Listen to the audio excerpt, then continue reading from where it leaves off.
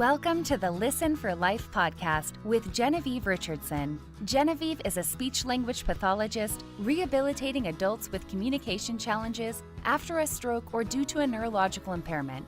Get equipped with knowledge from experts in the field and professionals you need to know. We'll hear stories and experiences from others who are navigating life with aphasia. So, put your earphones in and take a walk outside. This isn't just a podcast. This is a community, a resource, and a support system. We're in this together. Do life. Good morning, everybody. Happy Thursday. I am so excited to introduce you to my guest today.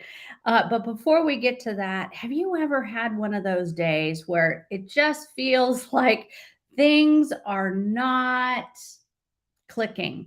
Things aren't quite hitting where they should. Today, for me, again, it's a tech thing. And I used to say I was a tech person, but I'm telling you, I had to pivot this morning. Fighting with the big computer Apple update is not working. So I don't know if that means doom and gloom for my computer or what the deal is. But anyway, we pivoted. We're here on the laptop, and I'm going to bring on my guest today.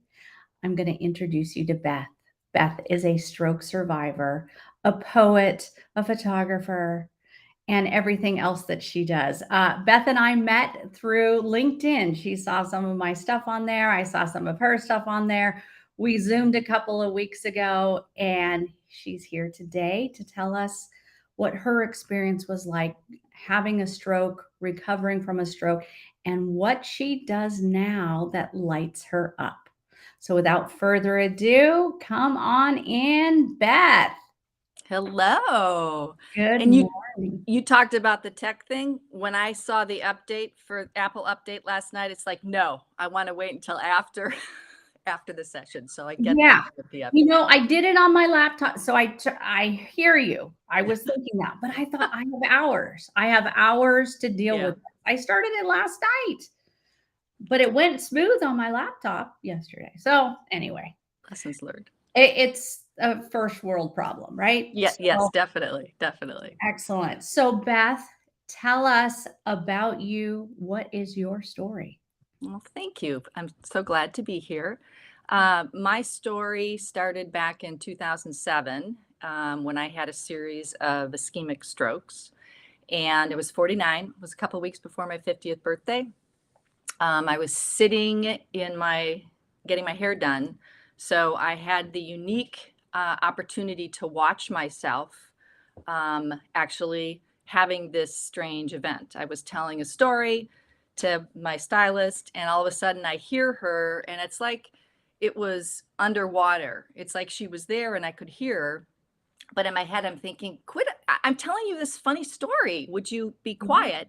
And then I looked as she's getting more agitated. We were the only ones there. It was a last day or end of the day appointment.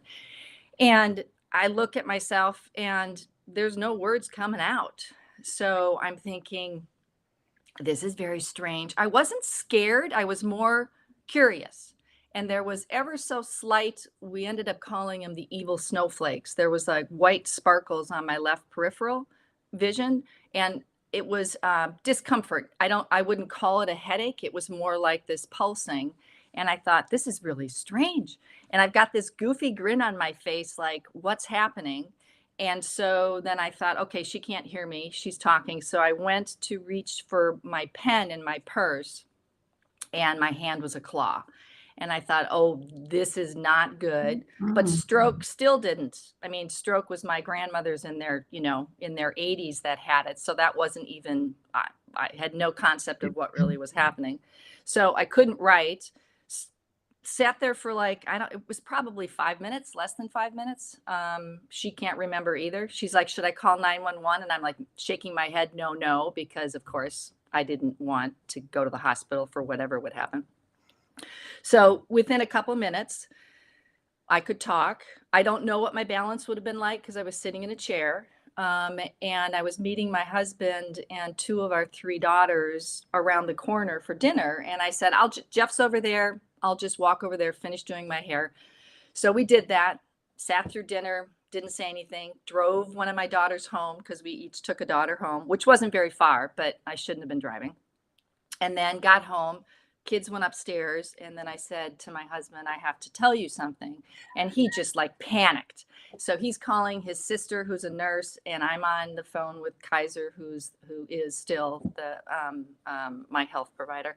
And they're like, get to the hospital right away, don't drive. And I'm like, well, I'm not stupid, but I just did drive. So and so that was the first trip. And I'm in there, and I'm in my suit, my high heels, my favorite high heat marketing outfit. And I remember by then, no other episodes. It was just something happened, but I knew it was serious enough. I needed to go get checked out. I knew that much. And so stroke was being thrown around between his sister and whatnot. But there was the nurse, it was a male nurse, and he was all tatted up, and his name was Billy. And he, did all the vitals, and my blood pressure was something like 215 over 100 and something. I mean, it was just off the charts. And he goes, are you on any blood pressure medication? And I said, no. I've been working on yoga and meditation. Did not miss a beat. Didn't look up at me. And he goes, how's that working for you? And I thought, okay, gotcha. Good sense of humor. And he goes, are you adverse to taking medication? And I said, no, I'm not an idiot. I've never seen a blood pressure like that. Not that I wanted to be on medication, which is why I was doing the yoga and the meditation instead of medication, but I needed to get on that. So they told me it was probably a TIA and transitory ischemic stroke. And so told me to take it easy. I had been reading an email before I told the funny story from my boss. Was in a new job. It was the end of the quarter. We didn't know it, but the housing crisis was coming. We worked with the television network selling broadcast manufacturing equipment. So we always have a hockey stick where revenue comes at the last minute anyways. So this was November, and it was all hands on deck, for engineering, marketing, everybody to do everything they could for revenue, for sales. And so I'm reading this, and I can feel if I had to go back, that's when my blood pressure started going up, like, okay, here we go again, with this revenue drill.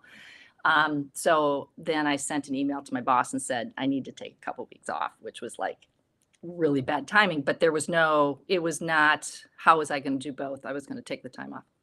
So unfortunately, for the next 2 weeks, I was in and out of the hospital 5 or 6 times. And the evil snowflakes would present themselves. Like, we have a full basket of Thanksgiving food where we're bringing an expat to come over and have Thanksgiving dinner. And I get the snowflakes again. And my husband's like freaking out. And I said, well, let's go check the blood pressure machine. So we went and did it, and it aired out with me. So I knew, it's like, we got to go back to the hospital. So we left these, all the groceries there.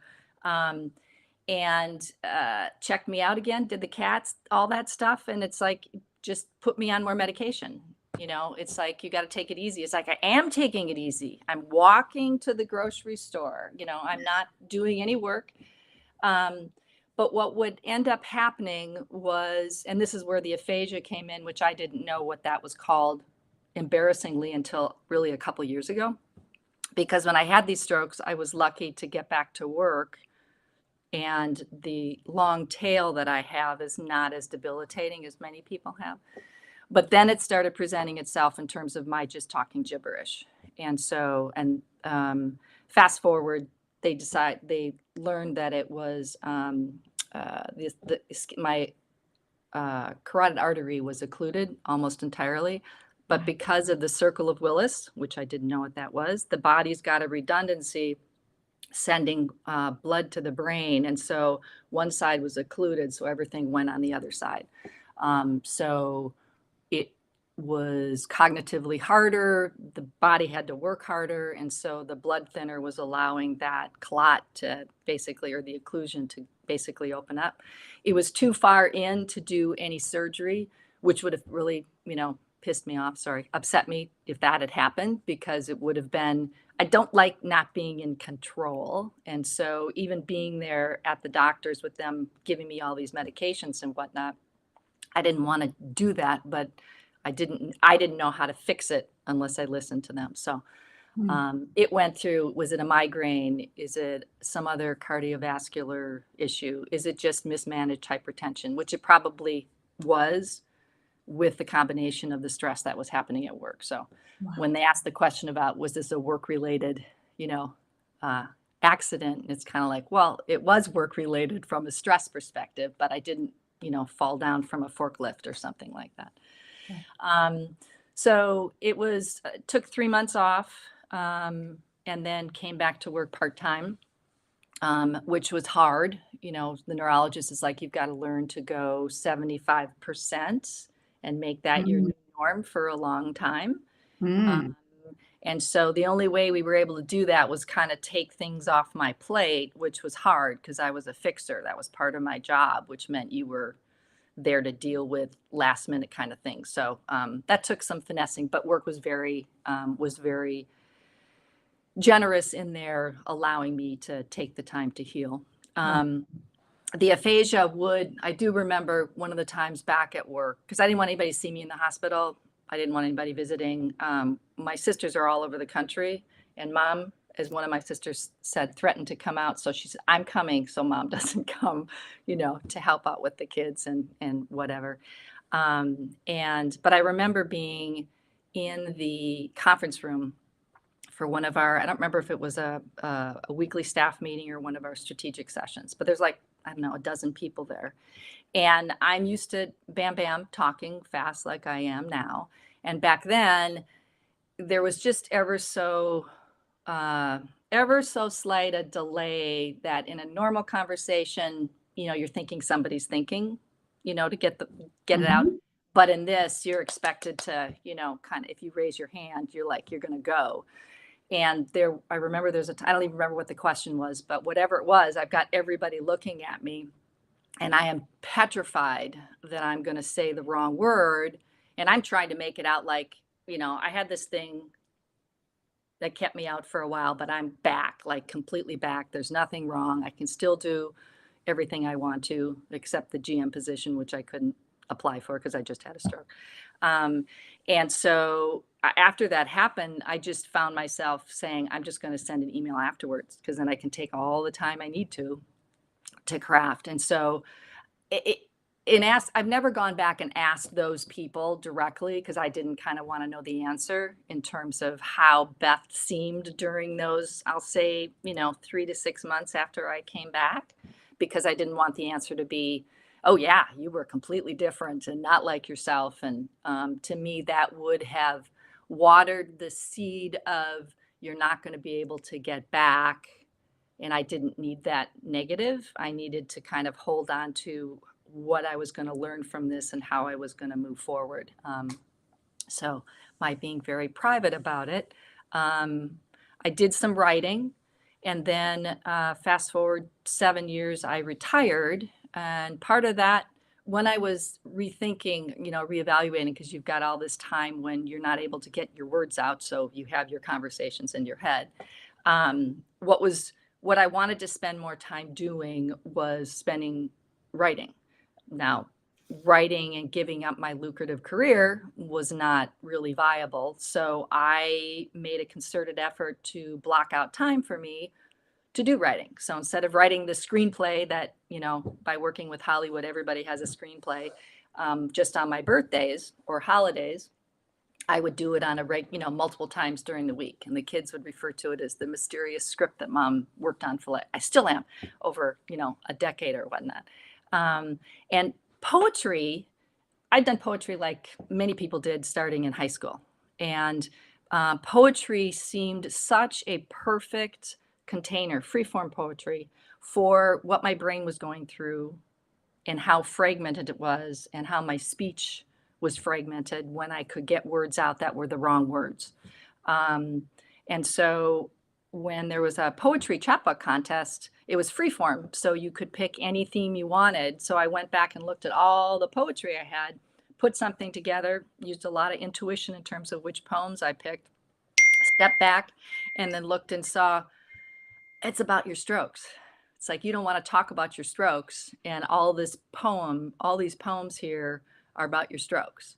So I had wrong word dinner, which was the night that the aphasia was really bad, and I just sunk into what it felt like in not finding the right word and not being able to keep up, and the internal dialogue that goes on.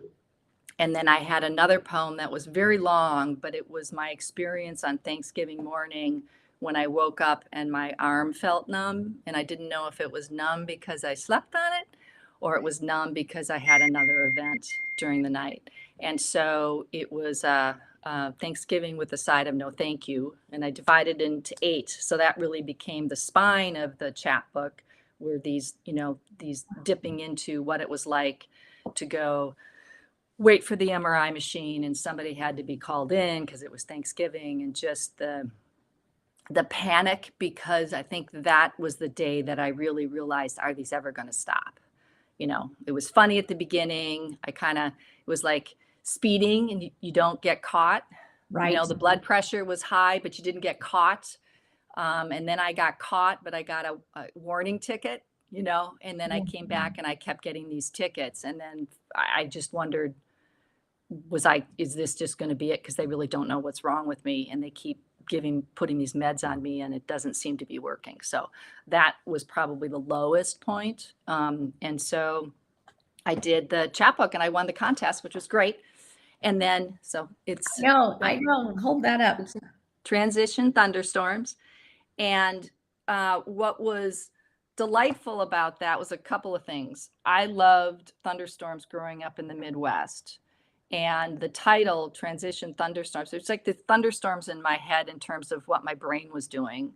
And so it was kind of an ode to my upbringing, because there's some non-stroke poems in here with the thunderstorms in my head, but the poetry was mostly about the strokes. And then when you've got the chapbook, it's like, okay, you didn't want to talk about your strokes, but guess what? You're going to have to do readings and you're going to have to talk about your strokes. So I figured maybe it just, the universe was telling me that I needed time to process what really happened and be on the other side of it, and to write about it, long after, and then really reflect on how the resilience that I had in getting through the strokes was an important piece of who I am. And as you learn in writing, or are reminded again and again, the past is in the present in terms of the decisions you make. So as I'm working on a memoir, which is about totally different, not about the strokes, but it's about moving a historic mansion, the feedback keeps coming from the beta readers is they want to see more of me in it, not just the story, which is this crazy story. But I don't want to talk about the strokes, and yet the strokes are part of the reason that I jumped on doing this crazy thing, because I was trying to prove I was back in the game. And so this was a very risky financial personal project, a perfect way, for me to kind of be back in the game. So when I had the chapbook, then I was talking about the strokes. And so I thought, I started a podcast where I've always been interested in thoughts and consciousness and entanglement. And you think of, because of, I was interested in that before the strokes, but the strokes, when I look back, I spent a lot of time kind of with my thoughts, and you can't get a thought out.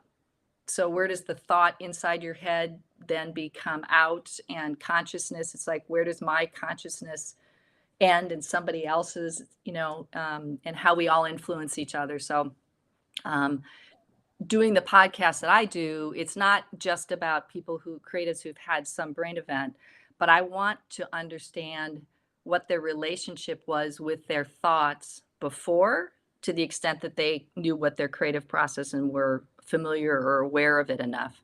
And then if they can describe what it was like during whatever brain injury event they had, and then how that has changed afterwards. And is it just an observations changed, or is the thought process? Because certainly there's cognitive hiccups that happen, at different, some temporary, some more temporary. And so that's been fascinating to talk to, writers and musicians about their experience. And then I also started a writing group. And the writing group during COVID, obviously workshop stopped. And there's a woman, Natalie Goldberg, for anybody who's read Writing Down the Bones. Interestingly, one of the poems that's in here, which I didn't remember even writing, is this crazy riff off of an exercise she had. And I had been looking at my journals and kind of rediscovered that. And then up popped in my email about this intensive that she was doing. And normally she does workshops where you go for a week or a weekend. Mm-hmm. And I hadn't done that. She's down in Tucson. But because of COVID, she wasn't able to do that. So her peeps basically really coerced her into doing, if people wanted to experience the workshop, we don't know how long COVID's going. And so why don't you do it over Zoom? And she hates technology. She would talk to the cameras like, is anybody there?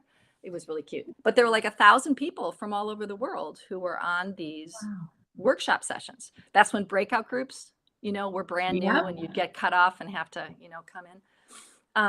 But what I discovered with her, she has a writing technique that's called a priori, which means it's Latin or Greek, which is before writing or practice writing.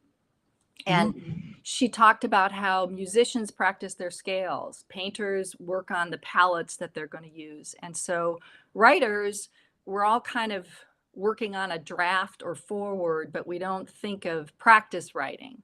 And there was the artist's way in terms of journaling in the morning so you could get your, blah out so that then you could focus on your writing, kind of get all the mental chatter going. But with this, she uses prompts, although she likes the term topic because you can come back to them over and over again, and topics seem too contained, but everybody relates to prompts. And so I do these prompts, but because of the neurofatigue that often affects many people who've had a stroke or brain injury, they're only 3-minute prompts. And so we come together as a group over Zoom once a month. And then we do a 3-minute kind of settling. And then we do 3 prompts, 3 minutes. And then after that, people can read them aloud if they would like. Don't have to. But Natalie's, the benefit of the a priori writing, which to me really resonated for somebody who's trying to tap into what they're feeling and thinking as they're going through this journey, is that there are rules of this, which is that you are quieting down the editor by longhand is preferred, although there are some people who can't write who are in the group who have to type. But the preference is to try it longhand. And you just keep going forward. So you don't cross off, because that gives your brain's editor permission to come in and edit. And you're really trying to write stuff down before that, that editor wakes up. And it's just saying, you can come back and look at this afterwards when I reread it and correct it. But right now, so you just go forward. And there's no right or wrong. It's not about good writing. It's just about getting whatever the prompt, kind of the first thing that comes to mind, and you go off. And if you pause, like you don't know what you're going to write next, you just repeat the prompt and then pick up again. And 3 minutes is not a long time, but it's amazing how it's enough. Most of the people say at the beginning when they came, the first prompt, they're apprehensive about, am I going to read this out loud? So the editor kind of comes in terms of, but if I have to read it out loud, but then they fall into the zen of, just kind of going through the process, and they can choose if they're going to read and which one they're going to read. So that kind of takes some of the self-consciousness out. But Natalie also talks about how when you read out loud, you are you're giving voice to what you're thinking. And that is another level of validation of what you're experiencing. And I got to say, she encourages people to leave things for at least 2 weeks before you go back and reread them. She Mhm. talks about letting the blood dry, because whatever you're writing about, maybe sensitive or whatever. But I found that I go back and reread it right after, just in case I can't read my writing, and then I'll go and put in parentheses, so when I go back later, that I can actually remember what I wrote there. But I am surprised virtually every time I go back, and even though you've got that editor kind of quieted down, it still creeps in sometimes. And it's like, I know you're there, but I'm just going to do this writing. I'm amazed when I come back and it's like, I didn't know it was going to go there. Or there's that phrase that I don't know that I would have gotten that phrase doing it kind of, okay, now we're going to sit down and, Right. document what we've gone through. So I've just found personally, and with the people that have participated in the writing group, it's just been a nice little refreshing break. And yet there are these little zaps of insight that come when people, and you don't have to expect it. It just kind of happens. Yeah. That you have these nice, delightful, juicy tidbits that I don't know how you'd get to a different way. So I'm sure painting could do it or collage could do it. But for me, since I write, the writing has been very beneficial for me. I've written, okay, so you got to see it. And my thing about writing, I love colored Colors. pens. Yes. I just Yes. got my most recent pack, from Amazon, and my husband's like, "How many do you need?" I said, "As many as I want," because I burn through these things like it's water. But Beth, and this is just an extension of when you and I had our first Mhm.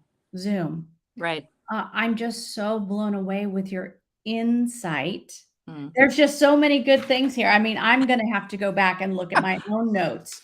And also when Thank I you. do the show notes here, Mhm. the beauty of when this episode turns into a podcast, I'm Right. using a brand new platform that does transcription. Oh, great. And it does it really well, better Nice. than my original program. So I'm super excited that when this episode gets onto my new website Mhm. for the podcast, people are going to be able to see the transcription. Oh, Plus, good. I'm going to add good things in there, like your book and your website. Thanks. And so, a couple of things. Mhm. Wow, there's just so many things that I wrote down. I love this Mm. prompt thing. I love number one, you talked about neurofatigue, and Yes. neurofatigue is real. I see it constantly with my clients. It's going to be a whole other topic I got to get into one of these days. Um, but I love how you talk about quieting down the editor, Mhm. because when I'm working with someone with aphasia, so many don't say what they're thinking because they're trying to edit it in their Right. head. They're testing it out because they don't want it to come out wrong. Some of my Mm. folks that I work with are perfectionists, and we address that. I'm a Mhm. recovering perfectionist, as you all are Yeah. seeing on my tech side, but when you get to that editor, that perfectionistic quality, I'm not sure if that's the right word I want to use. It's stifling. It is. It holds you back, and I don't want that when I'm doing direct treatment with someone.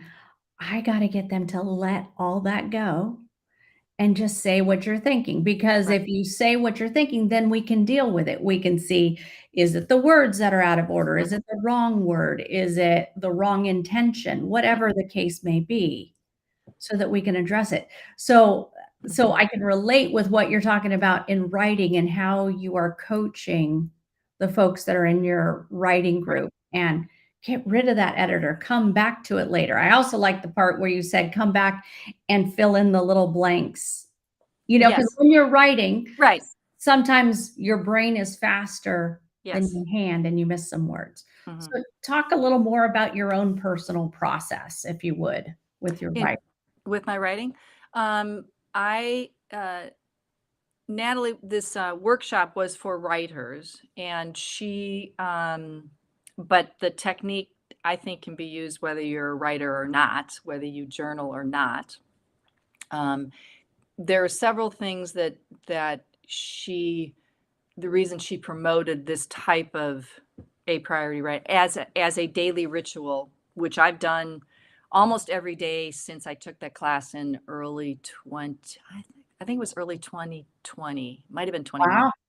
So I've got lots of, and I used to do the 10-minute and it would go off on different pages. Like, no, I just do one page. So I don't have to worry about a timer, just Oh, fill that one interesting. page. But she said that for many writers, it takes a while for you to find your voice.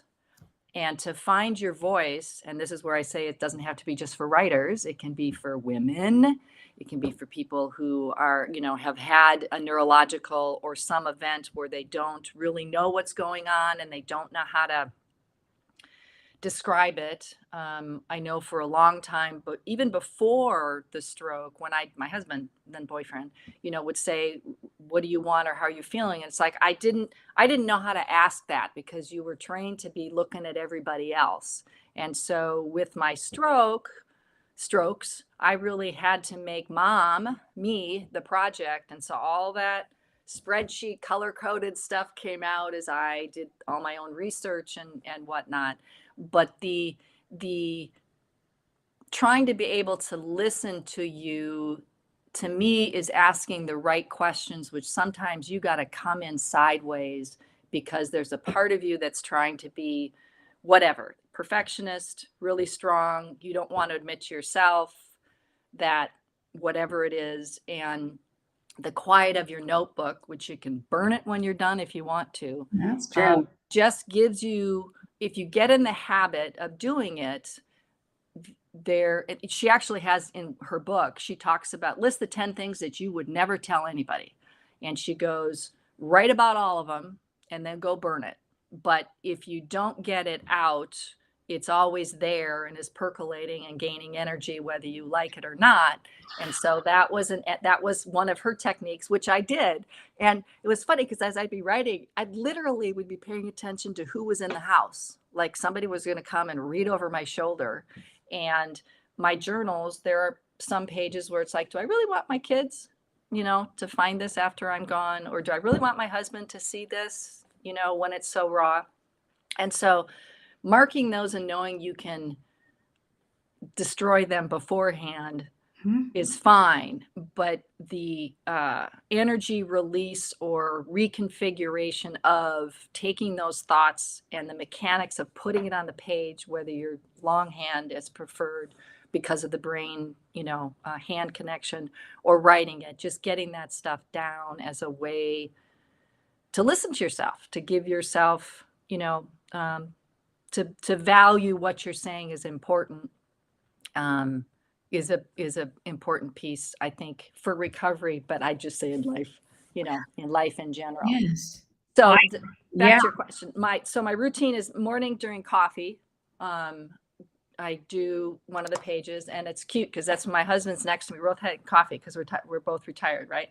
Before we do our exercise and stuff. And so he's reading the news, and so he's populating, news articles. And at the beginning, when I was taking this class, I would listen to him and I thought, no, it's like, I'm just 10 minutes. So I'll sit here. And so then I got to the point where he'd start saying something and he'd go, oh, I'm sorry. That's right. I forgot. Oh, I'm sorry. So now he's really good. When he sees me writing the book, he kind of gives me that space. Cause I like the routine of us being together. So I do that every morning. And then I do a monthly newsletter, and I found myself, I do research. So this month's newsletter is going to be on improvisation and how does the brain improvise. And fascinating, as the universe kind of has things happen, is the person that I interviewed for the podcast this month, which I talk about in the newsletter, is a musician, and he's a jazz musician. And so there's jazz improvisation and there's comedy improvisation. She's going to be for next month. And so looking at improv and how that can help in life, because the number one rule is yes, and you never say no. And so that was one, but the science part of it fascinated me, because apparently what happens in jazz musicians is that because they were the first ones that neurologists were looking at, is a part of the brain that is the traffic cop, the editor traffic cop. And then the other part of the brain likes to play. And what happens by being in the present moment when you're doing jazz improv, and they've done fMRI tests, is the brain lights up on the creative and the traffic cop gets quiet. And so the gentleman, Mike Keefe, who I interviewed this month, who's a friend, he is a jazz musician, and he talks about how the part of his brain that is the impulse control was damaged. And so that's awful with road rage. But I said, for your music, how do you notice a difference in your being able to more easily shift into the jazz improvisation because the editor in your case is turned down? But he's just getting his dexterity back, so he's relearning his instruments. So I encouraged him to, when he records next time, to just pay attention. So I'm really curious on how, for him personally, especially because that part of the brain was shut down on purpose or by accident, whatever, how that might affect it. So fascinating. So did I answer your question? You did. And you gave me like 100 more that I'm not going to be, I'm not going to be able to process all those.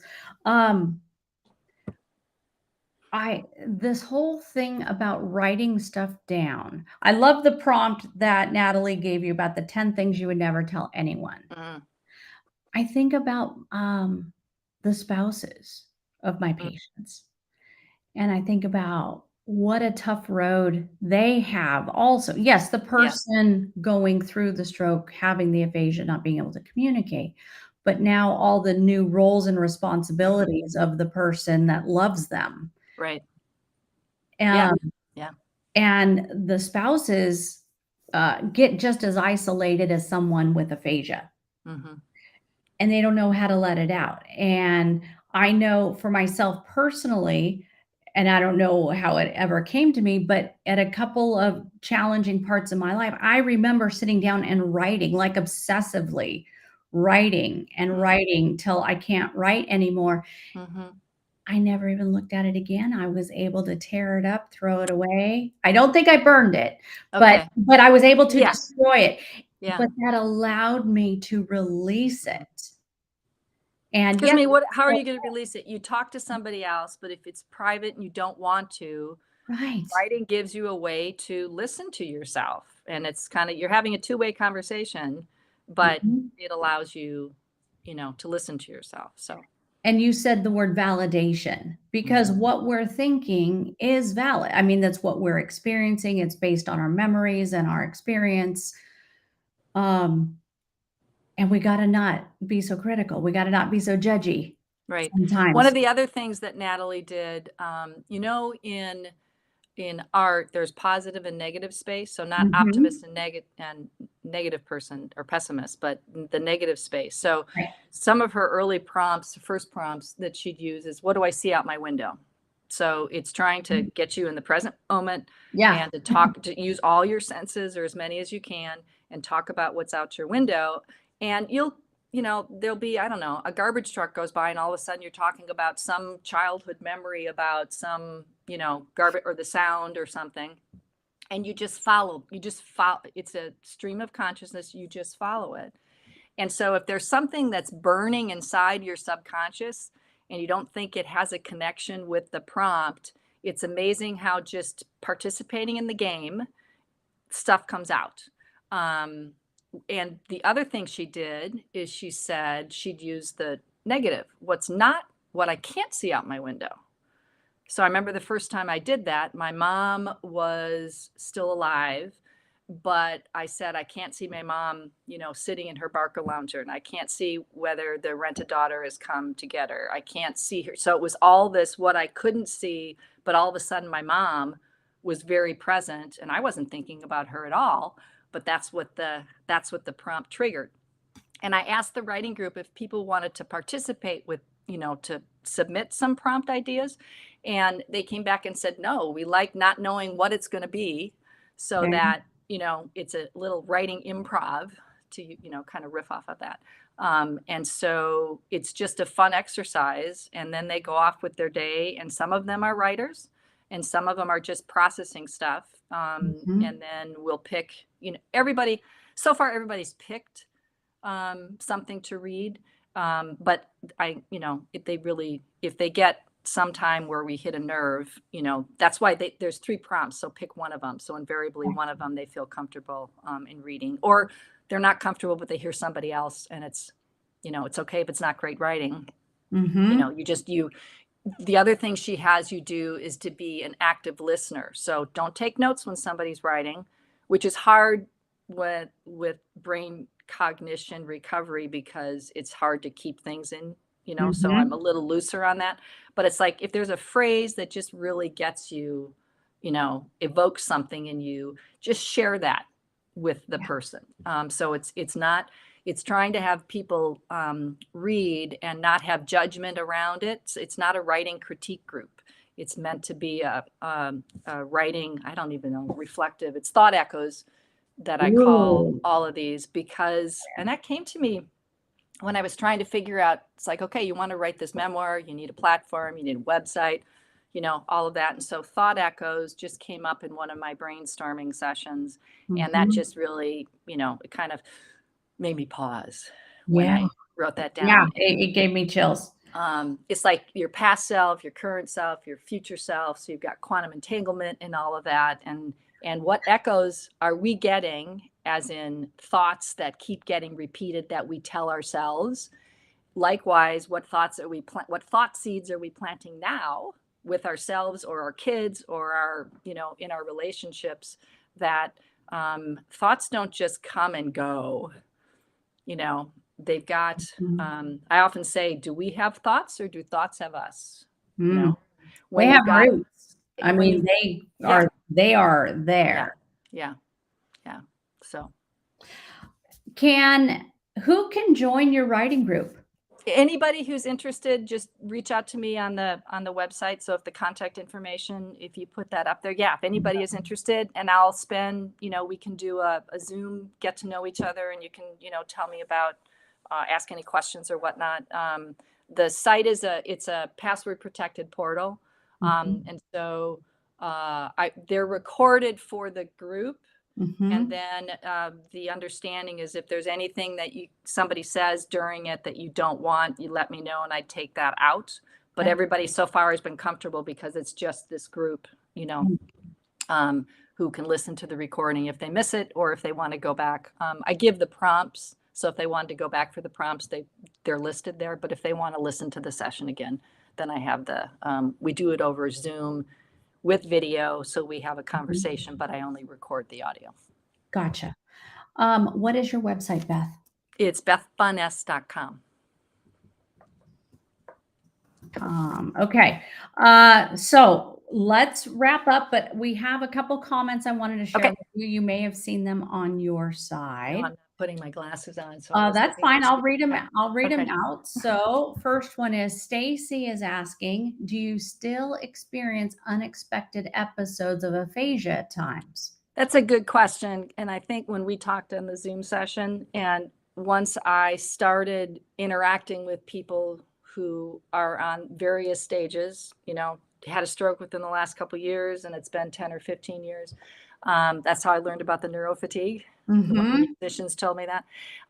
Is it age or is it, so I will find, and it's usually in a more stressful situation where the end of the last couple words in my sentence, they're in my head and they don't kind of get out.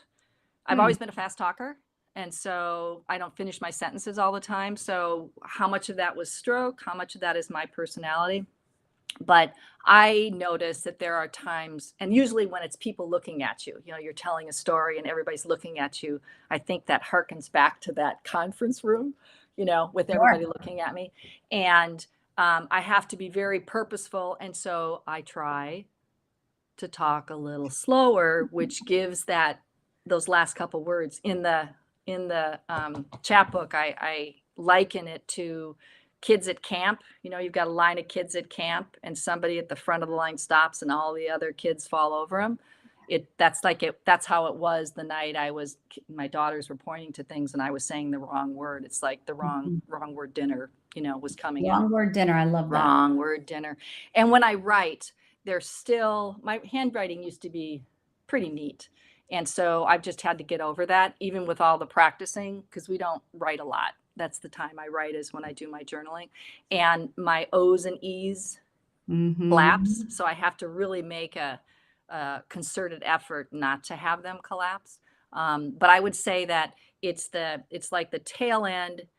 Sometimes I try to train myself in terms of, okay, there's an end of a sentence. So just think of the next couple of words and then you'll be able to get through all the words. And so I don't know how much of that is age, how much of it is the aphasia that has a long tail, and it's probably a combination of both. But generally speaking, when I mention it to my husband, he's kind of like, no, you don't speak any different. It's like, well, you don't know what's going on up here. Right. So, and when I pick the wrong word, and that's kind of the joke, Mom will say the wrong word. And that used to hurt a lot because it's like, you have no idea where that's coming from, but I'm not going to tell you. So I just kind of took the hurt and would laugh with them. And I think I told one of my kids when we were out for coffee, a decade later, that sometimes when I say a wrong word, it may not be just it is a brain fart in one hand, but it might be a lingering thing. So if you could just be a little gentle in your right. Mom's doing your feedback, so. Right? Yeah. Love the kids. Yeah. So we have a comment from Ted. I have found that my aphasia has actually made me very creative in expressing myself. I like that. That's great. Neat. Good, Ted. Yeah. And Vicky has a question. Do you know what seems to trigger your aphasia? Well, it sounds like stress is one. I think stress, if I'm tired, if I'm in a new situation, I think it's basically stress, and that could come from a bunch of different, not having enough sleep, being in a, I don't know, in a new environment or something like that. But it's not as if I can't, there'll be long pauses. And I remember my mom at the end, she was 91 when she died, and she had a series of strokes.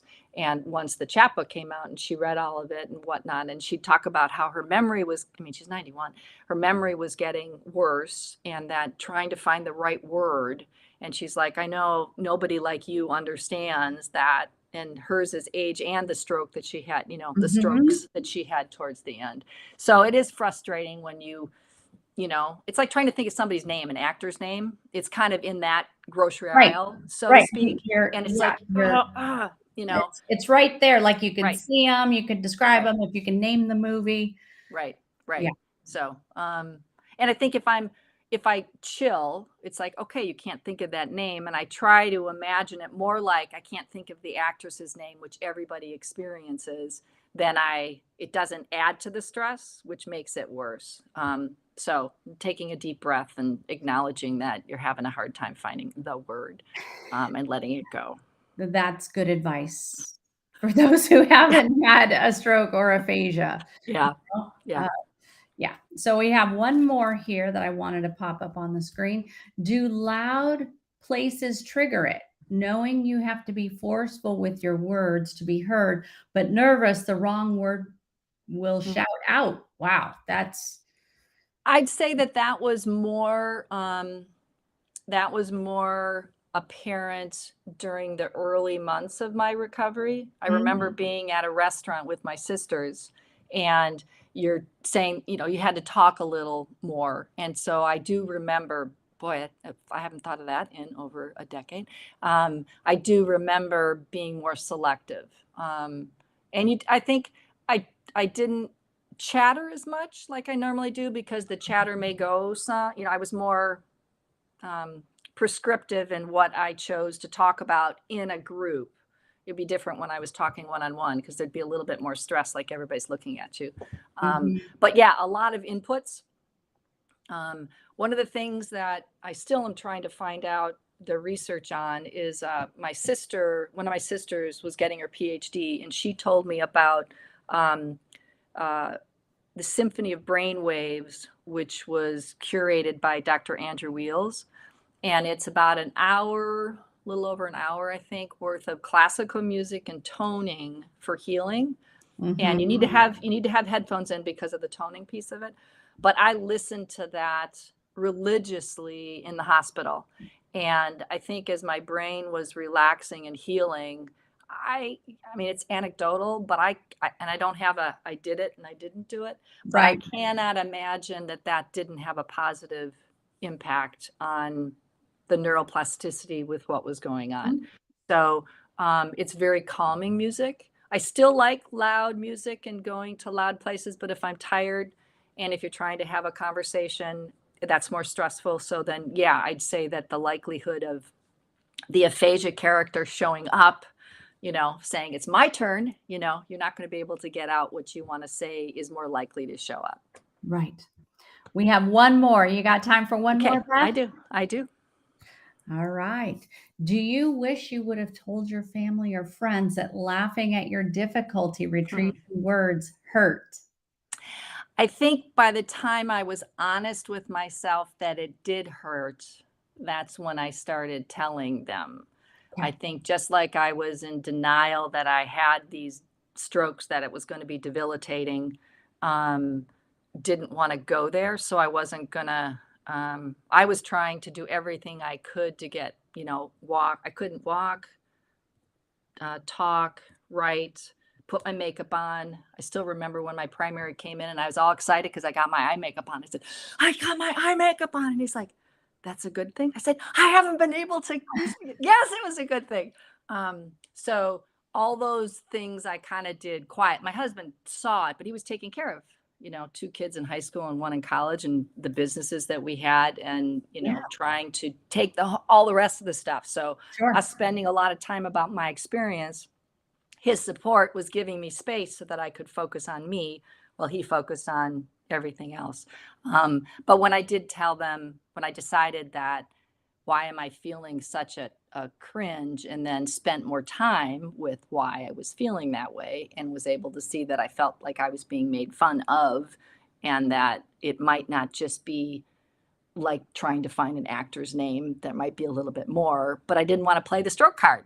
It's like you don't want to play the feminist card, you want it. So I did end up with my husband and then with all 3 of my kids, I think privately, when we go to coffee with mom, it did say something. So, but yes, had I done that earlier, had I been aware of it earlier and done that earlier, I think they would have, when it happened at a party with family or friends, they would have pivoted. I mean, they wouldn't have called it out. They would have pivoted.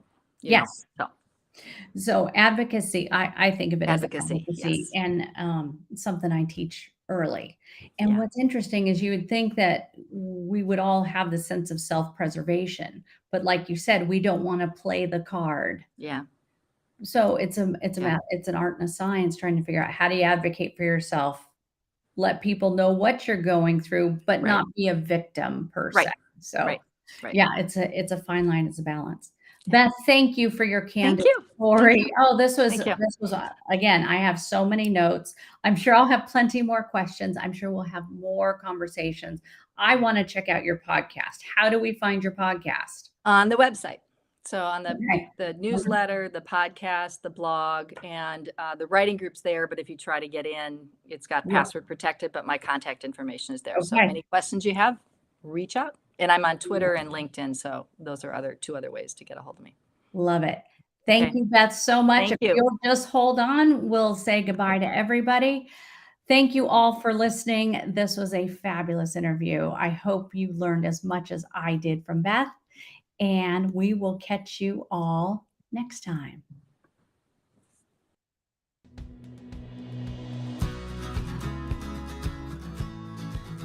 Thanks for tuning in to the Listen for Life podcast. We hope you feel empowered and supported. Head over to listenforlifepodcast.com to see the show notes with links and information from today's episode. Do you have a topic, a resource to share, or a guest recommendation? Inquiring minds want to know. Let us know